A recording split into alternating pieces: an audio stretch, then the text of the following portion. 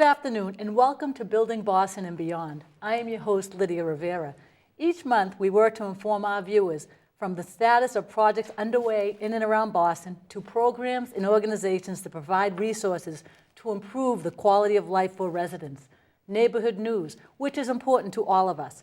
From revitalization of the Seaport District to Ink Block to new businesses, all economic boosters. Our focus is to provide residents with information on the growth of their city and their neighborhood, their local economy. With me today is Craig Galvin. He is owner of the Galvin Group in Dorchester, which is a real estate group that oversees real estate in Dorchester, in and around Boston. And he's going to talk about the real estate boom, what's going on with real estate, the climate with real estate in Boston and Dorchester. Welcome. Thank you so much for coming, Craig. Thanks for having me on. So first, let's talk about what you've done in the past and what brought you to real estate. I know that you started your business in 2003. Yep. So I've been an active member in the Dorchester community for a long period of time. I have lived in Dorchester. I was born in Dorchester, and I still reside there, and I love it. So I became involved with different aspects of what was going on neighborhood-wide. And as I started to grow, I went away to college, and I came back, and I really figured that Dorchester is a great place to live and to raise your family. And so I got more invested in the community-based organizations and the community side of this. And my passion for Dorchester, turned me on to this real estate, the real estate firm and being involved in the real estate business. And it's really been a treat to be able to live where you work for me. Right. And I think there's that understanding, like you live there, so you understand the needs of people in the community. When they come to you, oh, I'm looking for this, and they describe to you. Yeah, I mean, what's been great for me is that I get a chance and an opportunity to work with my neighbors, and on top of that, if it's not somebody that I have a relationship with, to your point, like I get to meet these people and I get to sell Dorchester every day. And I'm really passionate about the neighborhood. I love it. I love being here, and I'm so thrilled with the way things are going and the opportunities that we have in front of us. Well, you raise your children here. Absolutely. In Dorchester, which is nice. And also, too, just I guess, again, back to the understanding of the needs and the diversity that comes with it. I mean, Dorchester has actually changed in leaps and bounds relating to diversity. So absolutely. Yeah, no, I mean, some of the things that are going on in Dorchester, and Lydia, we go way back, so you do understand, some of the great things that Dorchester has to offer. And it is the biggest neighborhood in the city and the best. It has opportunities of all different types of people to get to know each other. There's, 30 plus civic associations. There's, all sorts of level of involvement in neighborhood groups. There's Dorchester Bike, there's Dorchester Art, there's the Leahy Holland Community Center, there is Project Deep, there is the Boys and Girls Club. All of these things that enrich Dorchester and make it a better place to live for all of our neighbors. Right. Well, I think you bring a unique perspective, especially with the selling of real estate and then your involvement in growing up in Dorchester. Congratulations, you were just elected to the board of the Clatter Fund? Yeah, I've been working a little bit with the Clatter Fund in the past.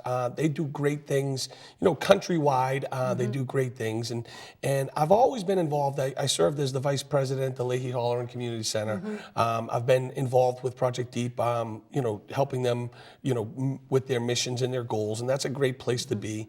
And recently with the Clatter Fund, it's been great. The mayor also invited me to join the board for the City of Boston Scholarship Fund. And, I'm thrilled to be asked to do those things because I get a chance to give back. And I really think that Mayor Walsh has done a great job with reaching out to people and making this place a better place to live and a more comfortable place to live. And, you see him at all of these events and he's got a smile on his face and it's awesome to be around. Right, I think that's an excellent selection. Congratulations again. Thank also, you. too, so let's go back to like real estate. Like, what's going on in Dorchester? I mean, I grew up there. You know that. There are a lot of 3 families that are now condominiums. There's a lot of obviously once a condo goes on sale, it's sold. A house, single family. Yeah, I mean, Dorchester is such a great place to live. It's close to so many things. I mean, we have the 60-acre waterfront park down in Neponset. You know, there's a bike path. You know, the ability to get around with public transportation is amazing. And what basically has happened and transformed over the last 5 or so years is that people got the message. Dorchester is a great place to live. We also gave them the services that they wanted. So newer businesses have moved into Dorchester instead of having to allow or forcing you and I to get in our car to go places for the services we need. So, you know, one of the things I see that is starting to strengthen and be the backbone of our neighborhood is these people, you know, the groups of people that are making big investments into Dorchester in the restaurant industry. It's been amazing. You know, Boston Sports Club built a new gym in Adams Village. You know, all of these things help pull people into the neighborhood and keep them there, which is where they want to be anyway. And there's more residences appearing? Oh my God, yeah. I mean, the development is at an all-time high. I mean, you know, they're building some stuff on Dorchester Ave across from Ashmont Station. You know, Trinity Group and those guys are building 70-something units at the old Ashmont Tire. You know, I'm involved with, you know, a project behind me, behind my building on Neponset Ave, Minor Street, where there's going to be 22 more units. There's 6 units here and 8 units there and 9 units there. I know I'm involved right now with a beautiful project being built on Ashland Street, which is in Clam Point. And it's just, you know, what I like about it is that we're not just slapping buildings together and giving them housing. We're giving people what they want. And the bonus to that is we're seeing that people are coming back to Dorchester that had Dorchester roots. So they move somewhere else, their kids are out of school, they're empty nesters, they're coming back to Dorchester because they love it. They love to be around. They like to go to the Erie Pub. They want to be at Green Hills. They want to go to the Mud House on Neponset Ave. They want to be with the people of Dorchester. So we're thrilled to have that opportunity to present that with people. But there could be one problem or issue, inventory. Inventory is the biggest issue we have. If I could find, you know, 10 3-families right now, I could sell them. If I can find 10 2-families, I could sell them. So what's happening is that inventory is driving the price up, and it is causing a little bit of a problem with frustration, you know, like, you know, buyers and sellers alike. So buyers feel like they're paying too much. Sellers feel like they're not getting enough because they read the paper and they heard that there was a bidding war down the street on their property, on another property, and they feel like their property is better because it has a bigger backyard, it has nicer amenities, whatever it is. So there is this little struggle in the marketplace. Inventory is the biggest problem, and it's causing a little bit of an issue. Oh, okay. What's the median price of a house in Dorchester? It just depends on what market you're looking for. You're looking for a condominium, you're looking for a multifamily. What's a single family home? Single-family home in Dorchester that doesn't need any work is over $500,000, all the way up to $700,000. Yeah, it's amazing. You know, I know there are some newer ones coming on, and then I know there's some that are coming on that need work. But what I'm seeing is that people are really investing in their property before they put it on the market because they feel like there's value there. And so what they want to do is they want to do the bathroom over before they go to market because they feel like it's going to bring them more money. And, you know, what I see is, you know, 2 short years ago, a condominium in a 3-family that was done over in the last 6 or 8 years was somewhere in the price of $225,000 up to $250,000. That unit now is $300,000 to $350,000. Right. The same with condos. Do condos go fast in the 3-families? No, actually, the 3-families, we're seeing a lot of activity in the multifamily market because the rents are high. So people like to be in an investment property because they feel like they can share the costs with the tenants. And what I see a lot, That's true. Yeah, it's been good. Well, like the way we grew up. Yeah, absolutely. I mean, people would own a 3-family and they could rent the other 2, and that's how you grew up. Yeah, my friend said to me one day, I grew up in a house with 6 bedrooms, 3 bathrooms, and 6 porches. I said, geez, it's really big. He goes, I shared it with 2 other families. Yeah. You know, it was a 3-family. That was the story. That was the American dream, you know. You had a floor, you lived on one, and you rented the other 2, and it helped you pay the bills. And we're seeing a little bit of that coming back. Right. And revitalization. I mean, you talked about Adams Corner, but I think we're happy too because on the side where we live and work is that part of Neponset that was always looking for that stimulant and that economic booster. And I think we're getting it with, as you mentioned, the condominiums and the restaurant. So I'm pleased with that.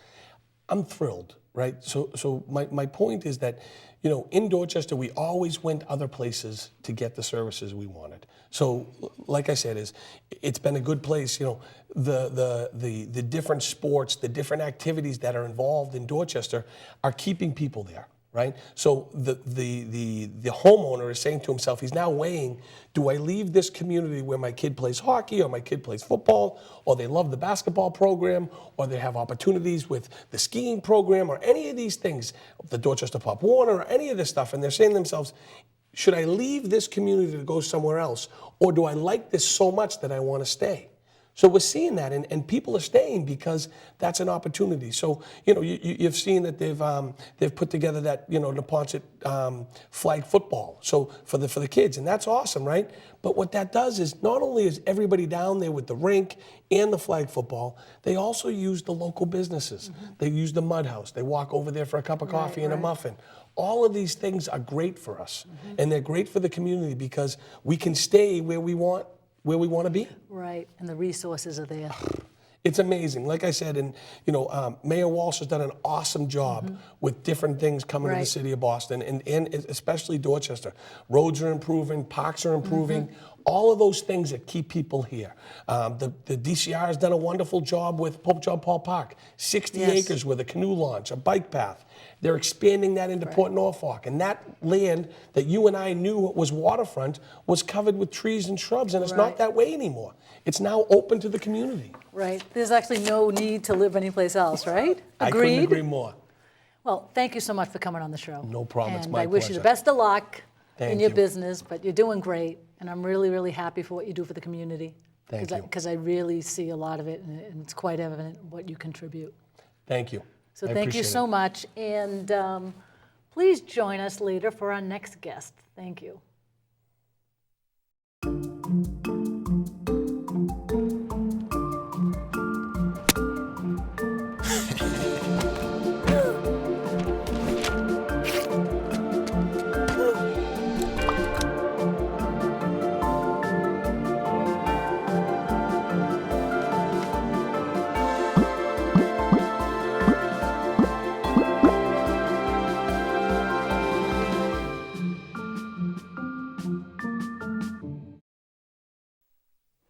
Good afternoon, and welcome back to Building Boston and Beyond.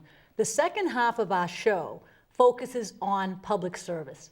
With us today is City Councilor Matt O'Malley. Matt O'Malley represents District 6, which includes the neighborhoods of West Roxbury, Roslindale, Jamaica Plain, parts of Roxbury, and back of the Hill. Councilor O'Malley is here today to share with us his vision of Boston and also the recent passage of the Puppy Mill Bill. Welcome, Councilor O'Malley. Great to be with you. Thanks for having me. No, thank you so much for coming. Let's talk about you. I know you do sit on a number of committees. Yep. I'm the chair of the Council's Environment and Sustainability Committee. Serve on the Ways and Means Committee, which deals with the budget, the Public Safety Committee, the Education Committee, which is something I'm very passionate about, neighborhood service, city and neighborhood services. So we have a great group of councilors, and I'm lucky to call them colleagues and friends, and really excited to continue to have the opportunity to work on a number of important committees that tackle very, very important issues facing people of Boston. Mm-hmm. What prompted me to call and have you on was the recent passage of the Puppy Mill Bill. I found that very interesting. I mean, it is a cute name, but it is a serious, serious issue of which you focused on and are clearly passionate about. How did this come about, and what has occurred with this? So it's interesting, as you mentioned in the opening, part of my district is Jamaica Plain, and I live in JP and live very close to Angel Memorial, which is this renowned animal hospital. It's also works closely with the MSPCA. It's controlled by the MSPCA, the Mass Society for Prevention of Cruelty to Animals. So I've spent a lot of time there. I always grew up with many pets and dogs particularly, and have worked with some advocates who have talked about what other cities are doing addressing a real issue, which is in many of these pet stores, the dogs and cats, particularly the dogs, are bred in these for-profit pet stores. They're bred in what are known as puppy mills, which are actually these abhorrent places. There are none in Massachusetts. Most of them are either in the Midwest or the South, where dogs have very little access to veterinary care or proper food, water, exercise, sunlight, socialization. And these dogs are bred as if they're cogs on an assembly line, and then they're sent to stores where they are often sold with these health issues, which obviously will cost the new owner significant money in terms of veterinary bills, but also takes a real emotional toll. So the way to get at that, because there are two types of puppy mills, sort of the regulated ones and unregulated ones. And I would argue that even the regulated ones by the USDA, the minimum standards are very, very low. So it's about doing the right thing, the humane thing. I'd argue that this is a consumer protection issue to get at the root of this problem and fix it. As I said, there are no puppy mills in Massachusetts or certainly Boston, but there are stores, many stores in Massachusetts.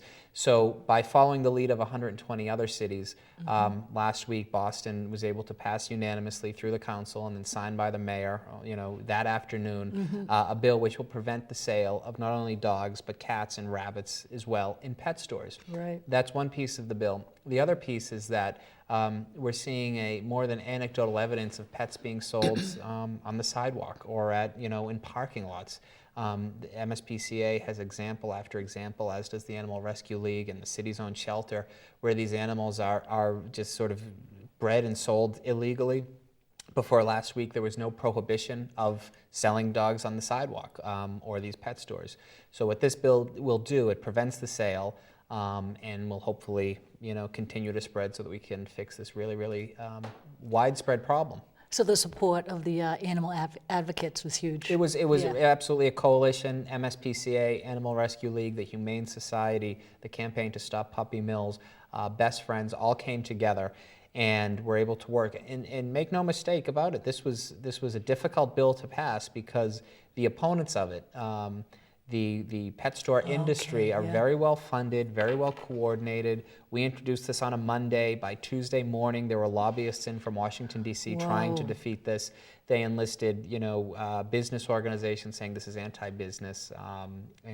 Luckily, my colleagues, I think, all took their time, heard everything out. Michael Flaherty is the chairman of the Government Operations Committee, which heard the bill, and we had about a 4 or 5 hour hearing. We let everyone testify. And I'm enormously grateful that 12 of my colleagues all voted with me, so it was a 13-0 vote. That's huge, the tremendous support that you get. You do. You have a great team. Well, it's an exciting council. I think so. Been there just 5 years, but I've got more seniority than half of them. We've seen a lot of turnover and younger people, and not necessarily even younger people, but people that had other careers and came in. Absolutely. And it's a good day for the city. And they have fresh new ideas. Exactly. And then working together it makes it vibrant. Yeah, and it's exciting. It is exciting, and the council reflects the city more than we have in a while. I think so. When I started, there was 2, and then for a long time, 1 female out of 13 members, and now there's 4 women serving. So it's a very good thing. That's great, but congratulations on that bill. Thank you. Let's move to education, because you're very passionate about education, and then most recently with what's been going on in Boston with with education. Yeah, Boston Public Schools. I am a product of the BPS. I know it works. I come from a family of teachers. My sister taught in Boston for many years. My mother just retired from teaching in Boston, and I know that we've seen some real strides made, but we still have a lot of work to do. Obviously, it's very there's a lot of passion and I think an important debate about the future of public education. Charter schools versus traditional public schools. We're beginning the budget process, where last night I was at a school committee hearing at English High in Jamaica Plain, and it was very heartening to see so many young people, young students who came and said, this is what the cut to my school means. And they talked very passionately about a librarian that would lose his or her position, or a program, Arabic at Boston Latin Academy, for example. And I was proud of these young people because they recognized a problem and they did something about it. They articulated why it was wrong. So I'm hopeful we're going to be able to restore a lot of the cuts that have been made to the budget as we go forward. We've seen, as I said, good things happen in BPS. You see more and more parents involved, which sort of helps. It's both unfortunate that the funding can be stretched so thin that it may take parents holding a fundraiser to support a program or a new field, for example, at the Curley School. But it's also heartening to me to see that there's more buy-in from folks. So. Oh, I think so too. And also too, I feel like the youth are empowered. Yeah. I feel like they're just part of the voice and part of the community now. And I believe it's because of you know, you again have a great team in the city council, but you engage the community Yeah. feedback, and that's what I think is so great about the city council. I agree. You know, we are the first line of defense. You know, Right. we're the people that you see in the supermarket or at the coffee shop in the morning. And, you know, it's always frustrating to me that we see voter turnout so low in city elections when, you know, the stop light, the stop sign that's out in front of your house, or the pothole on your street, the trash that's not picked up, or the snow plowing that doesn't happen. Like, these are issues, these quality of life issues that the city can and should deal with. And having more and more people involved is paramount. So I agree with you that to see younger people get involved is a great sign of things to come. Yes, it's definitely exciting. And what about the election? What are you thinking about the presidential election? It is bizarre. I've never seen anything like it. I was supporting Martin O'Malley in the primary. He dropped out. I'm now supporting Hillary Clinton. I think the world of Bernie Sanders. I hope Hillary wins, but obviously if Bernie's the nominee, I'll happily support him. It is fascinating to see what's happening on the Republican side, and it's a little scary. I think Donald Trump, many of us thought was, you know, the carnival barker that he is, Right. but some of the things he's saying and policies he's proposing are, you know, run contrary to everything that we love about this country. So it's going to be a tough race. You know, we're going to see the primary season has been fascinating to watch, and I just hope as a Democrat that we're able to come together and hold on to the seat, because I think we have made some real strides under President Obama, and it's important to continue that upward trajectory. I agree, and I can imagine like the discussions you may have with your colleagues, but just discussions that I have on the street with friends. People are afraid. People are afraid. I mean, People are frightened about Donald Trump and the Republican Party. I think many people on the Democratic side of the aisle sort of thought it was funny or amusing, or people didn't think he'd go through with it, but he's winning primaries, and he won the Commonwealth of Massachusetts by a huge number last week. So it's going to be a difficult race, but again, I think all things being equal, that if an independent or an undecided voter looks at what the Democratic Party stands for and what we hope to do, I hope that's enough to carry the day, but it's going to be a long 8 or 9 months, however many we have left. Right. Let's talk about, just briefly before this ends, what's your vision for Boston, and what are you working on now? Yeah. I mean, what do you foresee for the spring? Yeah, I mean, education and the budget is sort of the first thing that I'm working on. We're also we've got some initiatives coming out in regard to gas leaks as ways to protect the consumer and also protect the environment. Growing park and playground funding, which is something I feel very, very strongly about. I think my vision is that, you know, the city is growing very, very fast. We've seen more growth in the last several years than we have in decades. This is the third highest period of growth in the city of Boston in our 400-year history. And the city's population from 2010 to 2013 grew more than the 1980s and 90s combined. So we're seeing more and more people. You can't look around, you can't crane your neck in any part of the city and not see cranes or development happening. And that's important, and that's a good thing, because we talk about the need for more affordable housing and the scarcity of housing. We talk about wanting to do more and growing the tax rolls. But we want to balance development with the fact that we're a unique city. We're really are a city of neighborhoods, so we want to make sure that we have that open space and that green space, and people have backyards. And so my vision is that we're able to continue to grow, but we're able to make sure that neighborhoods have more of a say in the development, what things look like.